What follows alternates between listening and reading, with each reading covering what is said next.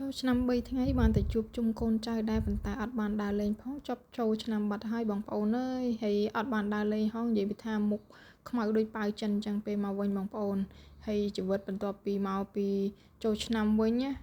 រៀងរ៉េរ៉ាតិចឯងបងប្អូនថ្ងៃនេះដែរគឺថាធ្វើទឹកគ្រឿងបងប្អូននេះថ្ងៃនេះសាកមកធ្វើទឹកខាងបងប្អូន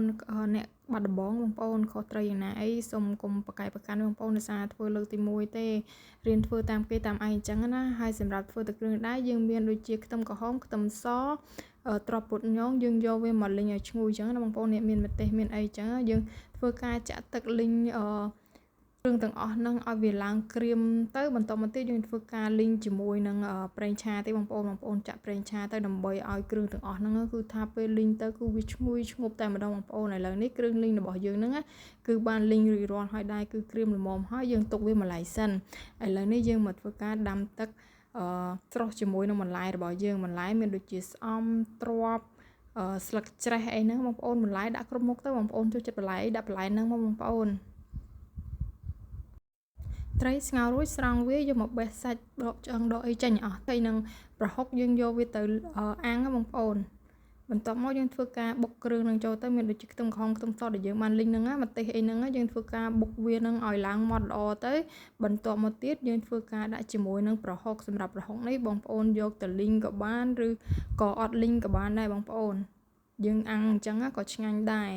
ហើយត្រីហ្នឹងយើងយកមកបុកជាមួយនឹងប្រហុកជាមួយនឹងគ្រឿងរបស់យើងនឹងឲ្យចូលជាតិគ្នាបានល្អទៅហើយយើងបន្តមកទៀតយើងធ្វើការដាក់ជាមួយនឹងសណ្តែកដីឥឡូវនេះ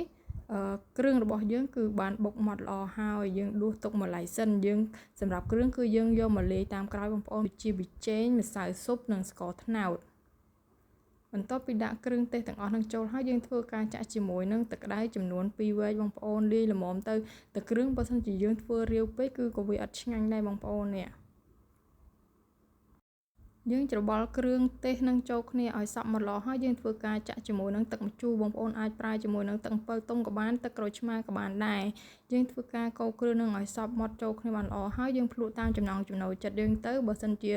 សជាតិស្ទើរអីខ្វះអីបងប្អូនថែមតាមហ្នឹងទៅហើយចុងក្រោយយើងថែមជាមួយនឹងស្លឹកក្តារស្លឹកខ្ទឹមនេះគឺថាលាស់ល្អមែនតើនៅលើផ្ទះបងប្អូនទឹកគ្រឿងមួយចានរបស់យើងនេះគឺបានរួចរាល់ហើយមើលទៅតំណងអត់ទេបងប្អូននិយាយពីថារសជាតិវិញគឺឆ្ងាញ់មែនបងប្អូនហើយបងប្អូនអាចសាកធ្វើតាមបានបងប្អូនគឺឆ្ងាញ់ចាំមកបងប្អូនតោះឥឡូវនេះទឹកគ្រឿងរបស់យើងគឺបានរួចរាល់ហើយបងប្អូនតោះមកធ្វើការញ៉ាំទាំងអស់គ្នាខ្ចីបងប្អូនសឹកច្រេះ